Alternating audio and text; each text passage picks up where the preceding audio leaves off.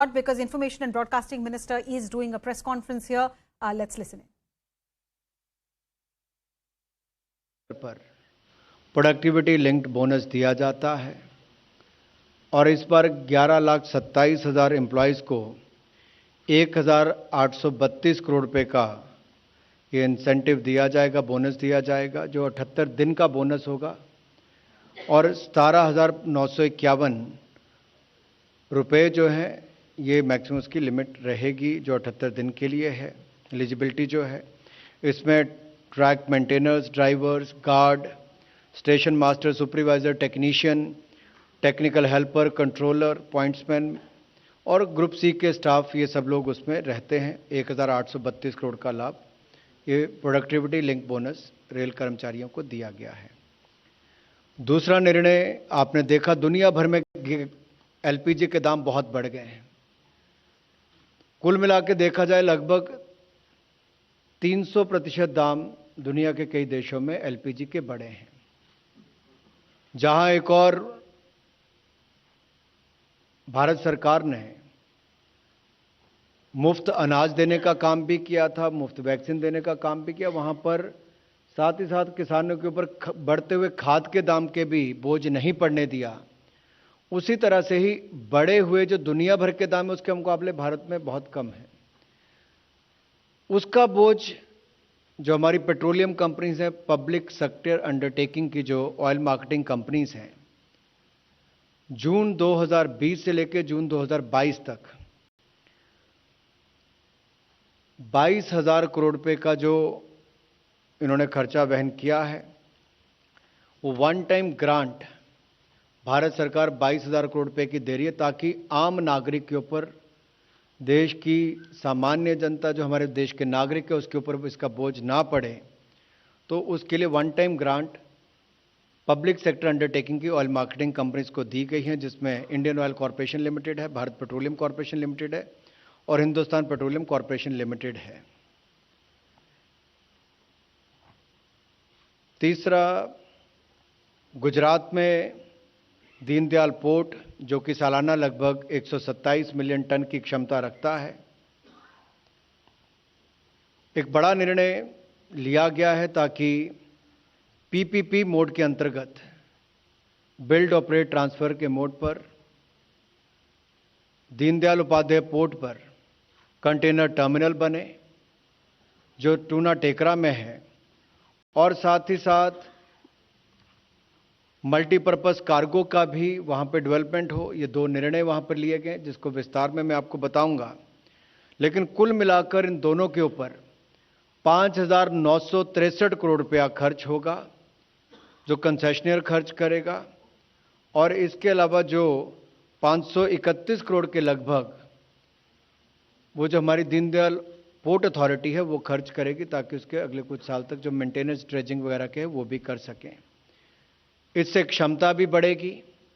जम्मू कश्मीर, मध्य प्रदेश, उत्तर प्रदेश से लेकर गुजरात तक व्यापार करने के लिए भी इस पूरी मार्केट को भी इससे पूरा जोड़ा जाएगा और एक्सपोर्ट और इंपोर्ट के भी बहुत काम आएगी। इसको मैं विस्तार में आपको बाद में बताता हूं। इसके अलावा multiple state cooperative societies amendment bill 2022, इसमें भी संशोधन किए गए हैं ताकि इसमें और पारदर्शिता बढ़ सके, जवाबदेही तय हो। और आपने देखा होगा कि ये जो मल्टी स्टेट कोऑपरेटिव सोसाइटीज़ हैं, इनके बहुत सारे कुप्रबंधन के मामले कई क्षेत्रों में आते थे, चाहे वित्तीय गबन हो या सोसाइटी के चुनाव की बात हो, उसमें विलंब की बात हो। ये जो बदलाव इसमें किए गए हैं, इसमें मल्टी स्टेट कोऑपरेटिव सोसाइटी के रजिस्ट्रेशन को भी सरल किया गया है, गवर्नेंस को भी सुधार लाने के लिए काम किया जाएगा। और यही नहीं, जिस तरह से भारत सरकार ट्रांसपेरेंसी और अकाउंटेबिलिटी के लिए जानी जाती है, पारदर्शिता और जवाबदेही के लिए और ईज ऑफ डूइंग बिजनेस के लिए लगातार मोदी सरकार काम करती है, कोऑपरेटिव मंत्रालय का गठन भी उसी दृष्टि से किया गया था कि नीचे रोजगार, स्वरोजगार के साथ साथ कोऑपरेटिव मूवमेंट को और बल दिया जा सके। चाहे जेम के साथ जोड़ने की बाकी बातें भी पहले हुई हैं, उस दिशा में एक बड़ा कदम ये अमेंडमेंट बिल लाने का है इसको मैं इसके बाद थोड़ा विस्तार में आपको बताऊंगा कैसे चुनावी सुधार होगा, कैसे बोर्ड की कंपोजिशन होगी, एससी एसटी से लेके महिलाओं का उस पर उनको नॉमिनेशन होगा उसके ऊपर, और निगरानी के साथ साथ वहां पर धन की व्यवस्था भी और ट्रांसपेरेंसी लाने के लिए क्या क्या किया जाएगा। एक और निर्णय जो prime minister development initiative for north eastern region है, पीएम डिवाइन, जिसकी घोषणा बजट सत्र में, बजट के समय 2022-23 में वित्त मंत्री जी ने की थी। पीएम डिवाइन योजना को भी मंजूरी आज केंद्रीय मंत्रिमंडल ने दी है प्रधानमंत्री मोदी जी के नेतृत्व में, और ये 100% केंद्रीय वित्त पोषण के साथ साथ एक सेंट्रल सेक्टर स्कीम है। इसके लिए 6,600 करोड़ रुपया 2022-23 से लेकर 2025-26 तक 15वें वित्त आयोग की अवधि के शेष तक इसको मंजूरी दी गई, जो 4 साल की अवधि है। पीएम डिवाइन के जो मूल उद्देश्य हैं वो पीएम गति शक्ति की भावना के अनुरूप इंफ्रास्ट्रक्चर फंड करना, पूर्वोत्तर की जरूरतों के आधार पर सामाजिक विकास परियोजनाओं का समर्थन करना, युवाओं और महिलाओं के लिए आजीविकाओं की गतिविधियों को सक्षम करना, और विभिन्न क्षेत्रों में डेवलपमेंट गैप्स को भरने का काम भी करेंगे। इसकी 500 करोड़ तक की लिमिट रहेगी। सोशल डेवलपमेंट के काम आएगा, लाइवलीहुड के काम आएगा, और हम पूर्व की सरकारों की तरह नहीं, हम एक्ट ईस्ट पॉलिसी के अंतर्गत काम करते हैं। चाहे आपने पहले आधारभूत ढांचा देखा हो या अब पीएम डिवाइन योजना हो, यह भी उसी दिशा में काम कर रही है। मैं एक एक करके आपको कुछ विषयों पर वापस लाना चाहूंगा। 2 टर्मिनल्स की गुजरात के जो कच्छ रीजन है कांडला पोर्ट पर, और ये दीनदयाल पोर्ट अथॉरिटी, यहां पर ये लगभग देश के जो पहले 12 पोर्ट्स आते हैं उनमें से एक है। दीनदयाल पोर्ट की जो कैपेसिटी है कार्गो हैंडलिंग की वो लगभग 300 मीट्रिक टन पर एनम, और ये जो 2 नए टर्मिनल्स की मैं बात कर रहा हूं, इसमें एक मल्टीपर्पज कार्गो होगा।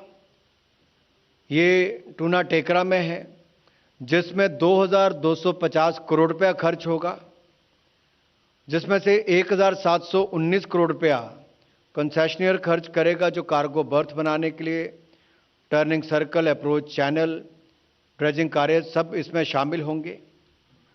और इसके अलावा जो दीनदयाल पोर्ट अथॉरिटी है वो 531 करोड़ रुपया कॉमन यूजर एक्सचेंज चैनल के रूप में कैपिटल जो ड्रेजिंग है और कॉमन यूजर रोड के निर्माण के लिए खर्च करेगी। इसका लाभ ये होगा कि हमारे बड़े शिप्स आने की इसकी क्षमता भी बनेगी। शुरुआत में जैसे 15 मीटर ड्राफ्ट वेसल्स, ये 1 लाख डेडवेट टनेज को लेकर, और भविष्य में इसको कंसेशनियर जो उसको ये भी अप्रूवल है कि 18 मीटर तक का ड्राफ्ट ये बना सकते हैं, जिसकी गहराई 18 मीटर की होगी, जिसके कारण बड़े वेसल्स यहां पर आ सकें। और ये कच्छ रीजन में ना केवल गुजरात के लिए बल्कि जम्मू कश्मीर, मध्य प्रदेश, उत्तर प्रदेश से लेकर हमारे राजस्थान तक को भी इसका लाभ मिलेगा। अगर इसकी आप क्षमता को देखेंगे, 2026 में इसको 2.85 million metric tons per annum का होगा, और 2030 तक इसको 27.49 million metric ton per annum पे ले जाने का प्रावधान रखा गया है। दूसरा जो है कंटेनर टर्मिनल, ये भी टूना टेकरा पर है, दीनदयाल पोर्ट पर ही बनेगा, और इसको भी बीओटी के आधार पर बनाया जाएगा।